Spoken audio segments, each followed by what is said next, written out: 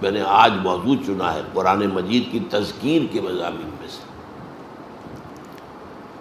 پاکستان کا ذکر قرآن میں۔ یہ بات بہت سے لوگوں کو عجیب لگے گی، پاکستان کا ذکر قرآن میں آج سے 1400 برس پہلے۔ اس کے ضمن میں پہلے تو آیت سن لیجئے، آیت نمبر 10 ہے یہ سورہ انبیاء کی۔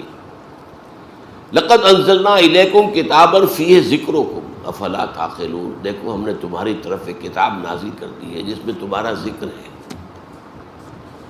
تاکہ تم عقل سے کام لو۔ اب یہاں اس آیت میں ذکر کے دونوں معنی ہو سکتے ہیں، ذکر ہمارے حالات کا بیان یا ذکر نصیحت، تمہارے حصے کی نصیحت۔ لیکن ایک عظیم حدیث میں آ کر بات جو ہے وہ طے ہو جاتی ہے، طویل حدیث ہے، عظمت قرآن کے موضوع پر حضور کا کہ وہ حدیث بلکہ خطبہ کہنا چاہیے، اہم ترین۔ راوی کون ہے؟ حضرت علی رضی اللہ تعالی عنہ فرماتے ہیں کہ حضور نے فرمایا صلی اللہ علیہ وسلم اتنہا ستکون فتنۃ، ان قریب ایک بہت بڑا فتنہ رونما ہوگا۔ اس پر حضرت علی فرماتے ہیں میں نے عرض کیا مل مخرج منہا یا رسول اللہ، اے اللہ کے رسول اس سے نکلنے کا راستہ کون سا ہوگا؟ بہت غور طلب بات ہے یہ، میں اس کی طرف اشارہ کیے بغیر گزر نہیں سکتا آگے۔ دیکھیے ہم ہوتے تو پوچھتے یہ فتنہ کب آئے گا، کیوں آئے گا، کدھر سے آئے گا، کیسے آئے گا، کیا شکل ہوگی اس کی، یہ سوالات پوچھتے ہیں۔ لیکن یہ تمام چیزیں معلوماتی ہیں، ان کا عملی کو فائدہ نہیں۔ ان ساری باتوں کا جواب مل جائے تبھی معلومات میں اضافہ ہو گیا۔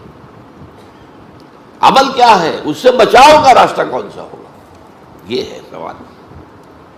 یہ ہے فرق صحابہ کرام میں اور ہمارے مابین۔ حضرت علی نے پوچھا، یہ نہیں کہا یہ کب آئے گا، کیوں آئے گا، کدھر سے آئے گا، کیسے آئے گا، کیا صورت ہوگی، مل مخرج منہا یا رسول اللہ۔ اس پر آپ کا جواب ہے، بہت طویل حدیث ہے یہ، میں صرف ابتدائی چند جملے اور آخری چند جملے سناؤں گا۔ کتاب اللہ، فتنوں سے بچاؤ کا راستہ اللہ کی کتاب ہے۔ فیہ ذکر ما بعدکم وخبر ما قبلکم وحکم ما بینکم، اس میں تم سے پہلوں کا بھی ذکر ہے، تمہارے بعد کے حالات بھی ہیں، یہ آگے نہیں آگے بعد کے حالات بھی، اور تمہارے مابین جو بھی کوئی اختلافات کبھی ہوں گے ان کا حکم اور ان کا حل موجود ہے۔ پھر طویل حدیث ہے، طویل حدیث ہے، بڑے پیارے پیارے جملے ہیں۔ لا تنقضی عجائبہ ولا یخلق عن کثرت رد، لیکن میں آخری جملے سنا رہا ہوں صرف۔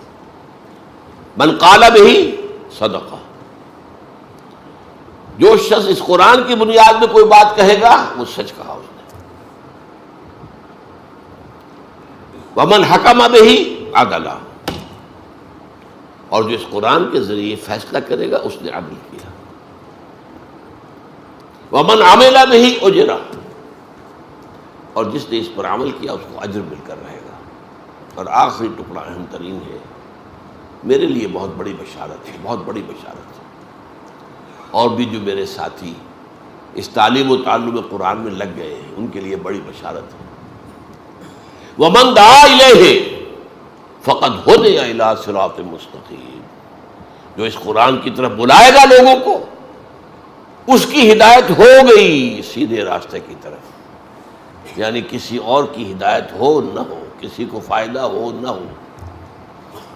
ابو جہل کو فائدہ نہیں ہوا، ابو لہب کو فائدہ نہیں ہوا، اس سے کوئی حرف حضور پر تو نہیں آتا صلی اللہ علیہ وسلم۔ من دعا الیہ فقد ہدی، فقد ہدی، اب عربی زبان سے ذرا بھی واقفیت ہو چکی، اس کی ہدایت ہو چکی صراط مستقیم کی طرف۔ اللہم ربنا اجعلنا منہم۔ اب دیکھیے سورہ اعراف کی آیت نمبر 129 ہے، وَمَن عَمِلَ بِهِ، اور جو اس قرآن کی بنیاد میں کوئی بات کہے گا وہ سچ کہا اس نے۔ وَمَنْ حَكَمَ بِهِ عَدَلَ، اور جس نے اس پر عمل کیا اس کو اجر مل کر رہے گا۔ اور آخری ٹکڑا اہم ترین ہے، میرے لیے بہت بڑی بشارت ہے، بہت بڑی بشارت ہے، اور بھی جو میرے ساتھی اس تعلیم و تعلم قرآن میں لگ گئے ہیں ان کے لیے بڑی بشارت ہے۔ بنی اسرائیل آپ کو معلوم ہے سخت عذاب میں تھے، فرعونی انہیں جو عذاب دے رہے تھے، اور پھر خاص طور پر جو ایک خواب دیکھا تھا فرعون نے، اس کے بنا پر اسے مشورہ دیا گیا تھا کہ بنی اسرائیل میں جو بیٹا پیدا ہو اسے قتل کر دیا جائے، قتل عام۔ وہ جو اکبر الہ آبادی نے کہا تھا یوں قتل سے بچوں کی وہ بدنام نہ ہوتا، افسوس کہ فرعون کو کالج کی نہ سوجی، کالج بنا دیتا تو قتل ہو گئے ہوتے۔ یہ بھی تو قتل گاہیں ہیں، وہ قتل عام ہو رہا تھا۔ تو بنی اسرائیل نے کہا ہے موسیٰ، ہم پر تو آپ کے آنے سے پہلے بھی مصائب تھے اور آپ کے آنے کے بعد بھی، ہماری تقدیر میں تو کوئی فرق واقع نہیں ہوا۔ اس کے جواب میں موسیٰ کا قول نقل ہوا ہے، قال عسى ربكم ان يهلك عدوكم، موسیٰ نے فرمایا علیہ الصلوۃ والسلام، قریب ہے کہ تمہارا رب تمہارے دشمن کو ہلاک کر دے، جیسے کہ کر دیا فرعون اور اس کا لاؤ لشکر غرق کر دیے، وَيَسْتَخْلِفَكُمْ فِي الْأَرْضِ، اور تمہیں خلافت دے زمین کی۔ آئی نا بعد میں خلافت ابو داؤد، حضرت داؤد کی، سلیمان کی، طالوت کی، ساری خلافتیں کس کی؟ فَيَنْظُرَ كَيْفَ تَعْمَلُونَ، پھر وہ دیکھے گا تم کیا کرتے ہو۔ یہ فَيَنْظُرَ كَيْفَ تَعْمَلُونَ بہت اہم ہے۔ ہمیں بھی اللہ نے ہندو کے غلبے سے بچایا، ہمیں ایک آزاد ملک دیا، پھر دیکھیں گے تم کرتے کیا، تم اپنے وعدوں میں سچے نکلتے ہو یا جھوٹے، فریبی اور مکار نکلتے ہو یا وعدہ پورا کرنے والے نکلتے ہو۔ یہ گویا کہ ایک امتحان اللہ کی طرف سے۔ ہم 60 برس سے زیادہ ہو گئے، 62 برس اس امتحان میں مبتلا ہیں، اور ہر روز جو طلوع ہو رہا ہے ہماری ناکامی اس امتحان میں زیادہ سے زیادہ نمایاں ہو رہی ہے۔ We have failed utterly۔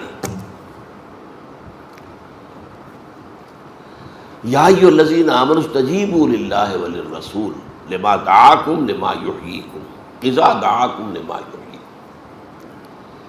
اہل ایمان لبیک کہو اللہ اور اس کے رسول کی پکار پر، جبکہ وہ تمہیں پکارے اس چیز کی طرف جس سے وہ تمہیں زندہ کر دے گا۔ اب دیکھیے یہ مسئلہ آ گیا جو میں نے موضوع رکھا تھا آج کے لیے، یہاں اس کا ایک اس کی مثال آ گئی، لما یحییکم۔ تو کیا پہلے مردہ تھے وہ اہل ایمان؟ کیا کفار مکے کے مردہ تھے؟ زندہ تو تھے، چلتے پھرتے تھے، روحیں مر گئی تھی، ان کا یہ جسمانی وجود قبر بن گیا تھا جس میں روح جو ہے دفن ہے۔ یہ چلتے پھرتے مقبرے یا چلتے پھرتے تعزیے، چلتے پھرتے تعزیے۔ اہل ایمان لبیک کہو اللہ اور اس کے رسول کی پکار پر، جبکہ رسول تمہیں پکارے کس بات کی طرف؟ جو تمہیں حیات روحانی عطا کرے گی۔ حیات جسمانی تو ہے، حیوان تو تم ہو۔ لہم قلوب لا یفقہون بہا ولہم اعین لا یبصرون بہا ولہم آذان لا یسمعون بہا اولئک کالانعام بل ہم اضل۔ یہ چوپایوں کے مانند ہیں، ان سے بھی گئے ہوئے۔ وہ روحانی زندگی تمہیں دینے کے لیے اللہ تعالیٰ نے یہ کتاب اتاری ہے، تمہارے لیے جہاد کا راستہ کھولا ہے، تمہیں اپنی خدمت کا موقع دیا ہے۔